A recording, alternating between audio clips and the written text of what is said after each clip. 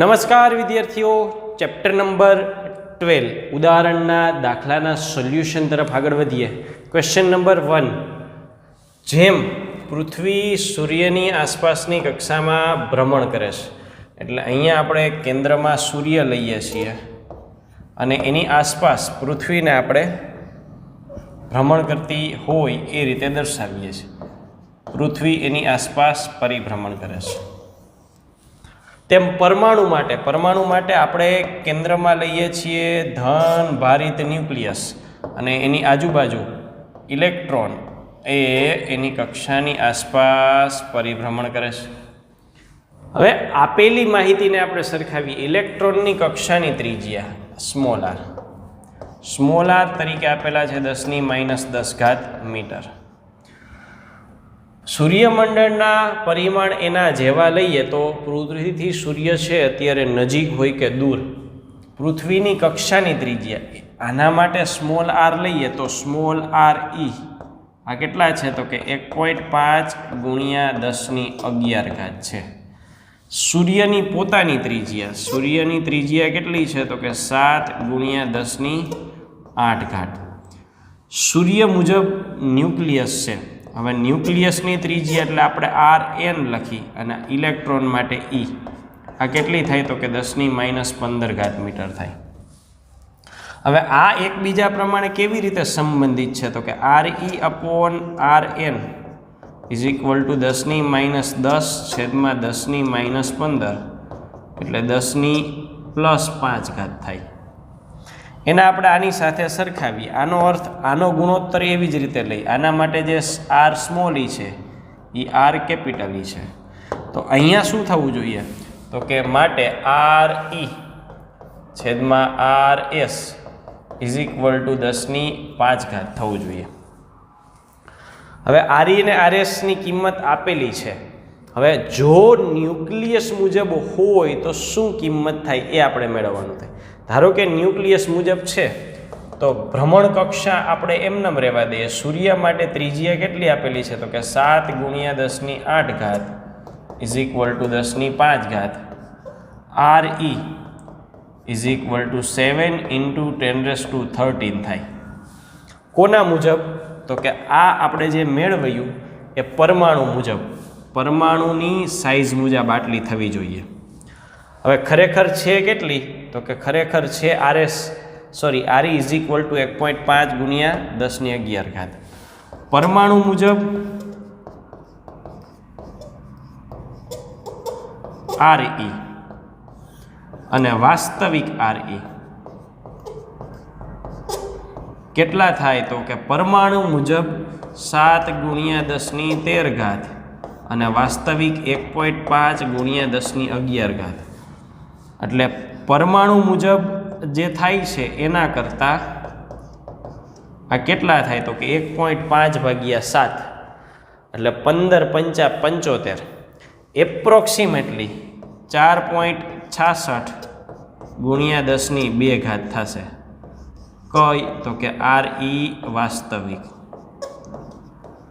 એટલે ખરેખર આ મૂલ્ય છે એ કેટલું મળે તો કે 4.66 × 10⁻2. એમાં આ આંકડો આપણે અવગણી તો અંદાજે કેટલા ગણું થાય તો કે લગભગ 100 ગણું થાય. વાસ્તવિક ત્રિજ્યા કરતાં 100 ગણું થાય. 100 ગણું થાય એટલે નજીક હોત કે દૂર? ઓબ્વિયસલી 100 ગણું એટલે દૂર હોય. Next question number 2. ગાઈગર માસ્ટરના પ્રયોગમાં 7.7 મેગા ઇલેક્ટ્રોન વોલ્ટ ઉર્જા ધરાવતો કણ સ્થિર બનીને તેની દિશા ઉલટાવે. અહીંયા સોનાનું ન્યુક્લિયસ છે, એની નજીક નાનકડું આલ્ફા કણનું ન્યુક્લિયસ છે. એ ગતિ કરતું જાય અને અહીંથી ગતિની દિશા ઉલટાવે છે. તો ન્યુક્લિયસથી નજીક કેટલું ગયો છે એટલે આપણે એ જોવાનું છે કે આ અંતર અહીંથી અહીંયા સુધીનું અંતર કેટલું હોય. તો નજીકમાં નજીક કેટલું જાય તો કે ઉર્જા કેટલી છે 7.7 મેગા ઇલેક્ટ્રોન વોલ્ટ.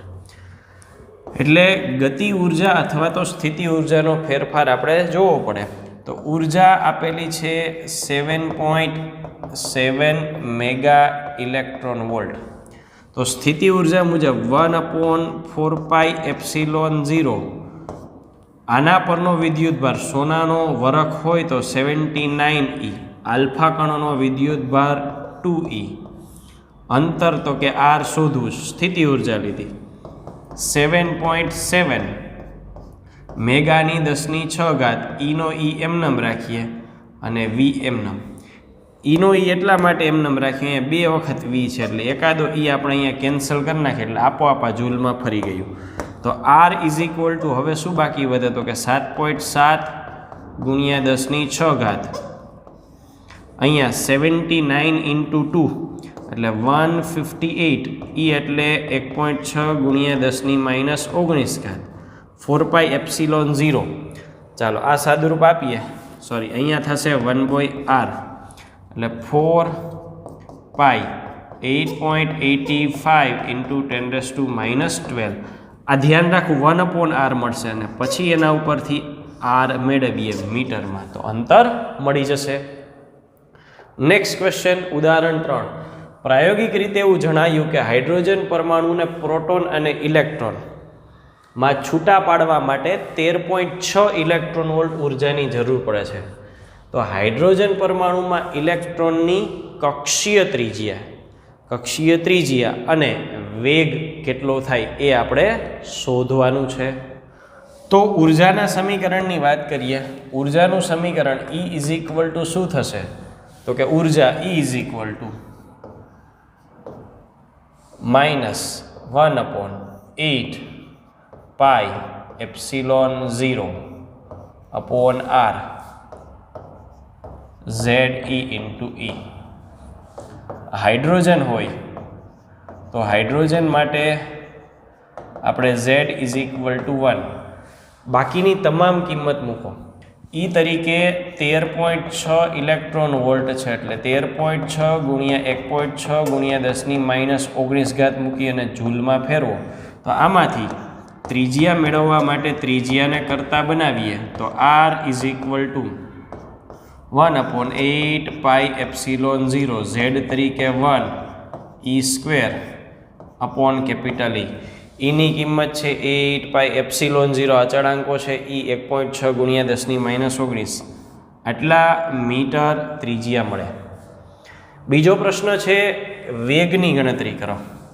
જો વેગ મેળવવો છે તો આપણે કુલ ઉર્જાનું સૂત્ર જે મેળવ્યું હતું એનો જ ઉપયોગ કરીએ. E ઇઝ ઇક્વલ ટુ કુલ ઉર્જા થાય K + U.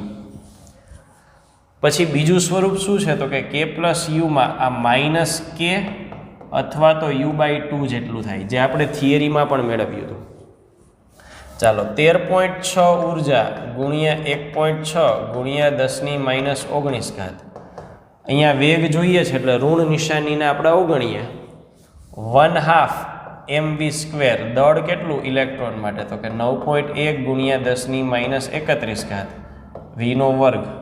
તો સાદુરૂપ ઉપરથી v² આવશે અને એના પરથી આપણે v શોધી શકશું. એકમ થશે મીટર પ્રતિ સેકન્ડ. નેક્સ્ટ ક્વેશ્ચન ઉપર જઈએ. ઉદાહરણ નંબર 4.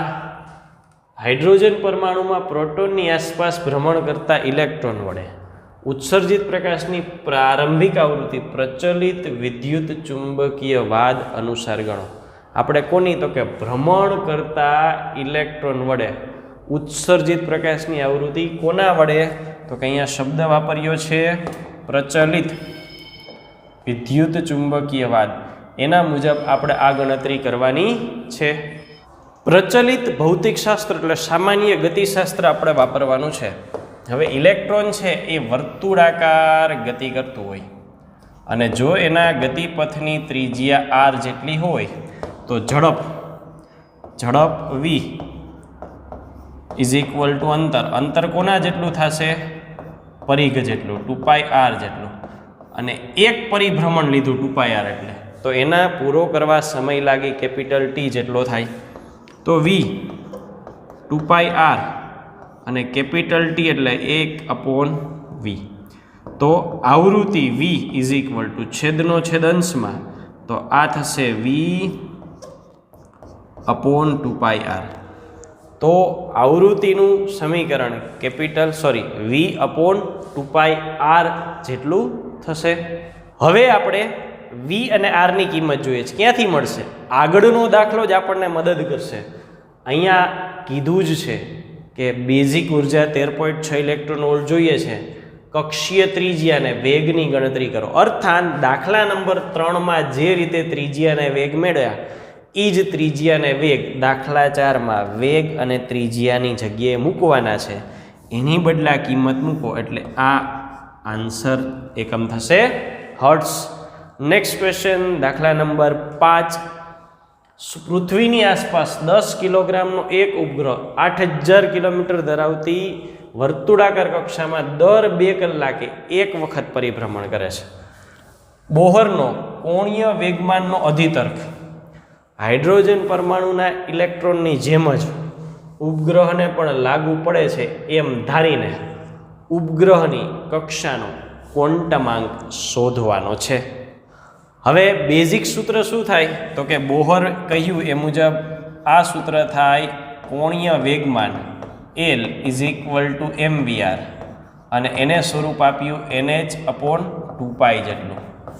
આ મુજબ મારે ક્વોન્ટમાંક n શોધવો છે તો શું થશે? તો કે mvr 2π/h. કોણ ફરે છે? તો કે 8000 કિલોમીટરની ત્રિજ્યા ઉપર 10 કિલોગ્રામનો પદાર્થ ફરે છે એટલે vm તરીકે 10.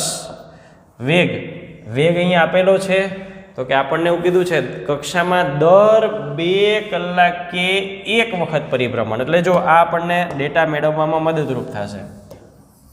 વેગ કેટલો થાય? તો કે v = એક પરિભ્રમણનો અંતર 2πr અને સમય t. દર 2 કલાકે એક પરિભ્રમણ. ચાલો અહીંયા હું લખું 2πr/t r 2π/h. ચાલો 10 પછી 2π × 2π એટલે 4π². r² ત્રિજ્યા 8000 કિલોમીટર છે. 8000 કિલોમીટરને મીટરમાં ફેરવો એટલે બીજા 1000 એનો સ્ક્વેર છેદમાં t. કેટલો સમય? 2 કલાકે એક પરિભ્રમણ. 2 કલાક અને કલાકની 3600 સેકન્ડ અને h તરીકે 6.6 × 10⁻34. આ તમામ કિંમતો મૂકો એટલે એને અનુરૂપ ક્વોન્ટમ આંક અહીં મળી જશે. નેક્સ્ટ ક્વેશ્ચન ઉદાહરણ નંબર 6 ની વાત કરીએ. રીડબર્ગવાળા સૂત્રનો ઉપયોગ કરીને લાઇમન શ્રેણીની પ્રથમ 4 વર્ણપટ રેખાઓ મેળવવાની છે. રીડબર્ગ અચળાંક એટલે કેપિટલ R નથી મૂકવાનું, આખું સૂત્ર મૂકવાનું છે. આખું સૂત્ર મૂકી અને પ્રથમ 4 વર્ણપટ રેખાઓ લાઇમન શ્રેણીની હાઇડ્રોજન વર્ણપટ માટે મેળવવાની છે. તો રીડબર્ગ સૂત્ર સાથે આપણે આગળ વધીએ. બોહરની સ્વીકૃતિ નંબર 3. સ્વીકૃતિ 3 છે એનું સ્વરૂપ કંઈક આવું હતું કે સ્વીકૃતિ 3 એવું કહે છે કે ઉત્સર્જન થાય ત્યારે EI - EF = HV/IF. અને અહીંયા આપણે જુદા જુદા સૂત્રો મૂકીએ. ઉર્જાનું સમીકરણ શું થતું હતું? તો કે -mz² e⁴ 8ε02 n²h². પછી આવૃત્તિનું સૂત્ર શું થતું હતું? તો કે c/λ. આ બંને અહીંયા મૂકીએ એટલે બદલે છે શું? તો કે બદલશે તો ખાલી n જ, બાકી બધું તો અચળ રહેશે. એટલે સાદુરૂપમાં અહીંયા લઈ લઈએ -mz² e⁴ કોમન છેદમાં 8ε02 h² કોમન.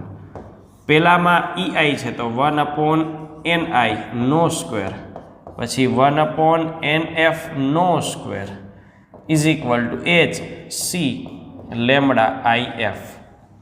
આ ઋણ નિશાની અંદર દાખલ કરું તો 1/nf નો સ્ક્વેર -1/ni².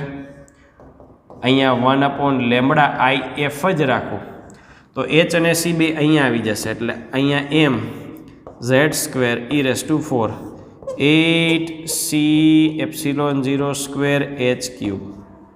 ચાલો હવે આપણને એવું કીધું છે કે હાઇડ્રોજન છે તો હાઇડ્રોજન માટે આપણે શું કરી શકીએ તો કે હાઇડ્રોજન માટે Z = 1. પછી બીજું શું કીધું છે લાઇમન શ્રેણી. લાઇમન શ્રેણી છે એટલે આપણે NF = 1 આ બે વસ્તુ મૂકવાની થશે. તો એના મુજબ 1/λ IF = m. Z ની બદલે 1 તો e⁴ 8C ε02 h³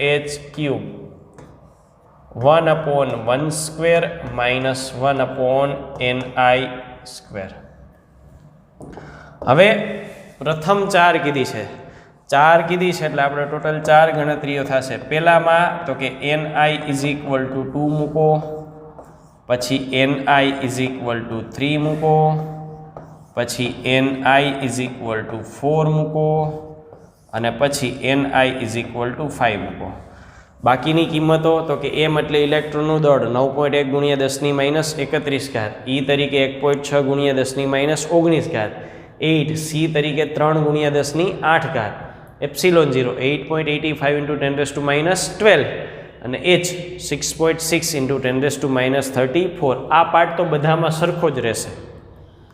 અહીંયા ni ની તરીકે 2 મૂકીને એને અનુરૂપ તરંગ લંબાઈ, 3 મૂકીને એને અનુરૂપ તરંગ લંબાઈ, 4 મૂકીને એને અનુરૂપ તરંગ લંબાઈ, 5 મૂકીને એને અનુરૂપ તરંગ લંબાઈ. તો હું અહીંયા લખું છું પેલું કે ભાઈ લેમ્બડા ni એટલે 2 થી 1 માં જાય તો દળ કેટલું તો કે 9.1 × 10⁻31, e તરીકે 1.6 × 10⁻19 એની 4 8 c બરાબર 3 × 10⁸, ε0 8.85 × 10⁻12², h 6.6 × 10⁻34 નો ઘન.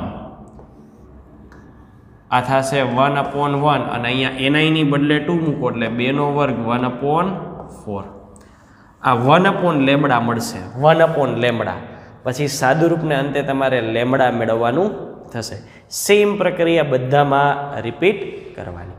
તો આ રીતે રીડબર્ગના સમીકરણ દ્વારા આપણે લાઇમન શ્રેણીની બધી એટલે કે પ્રથમ 4 વર્ણપટ માટેની તરંગ લંબાઈઓ મેળવી શકીએ. ઉદાહરણ અહીંયા પૂર્ણ થાય છે. Thank you.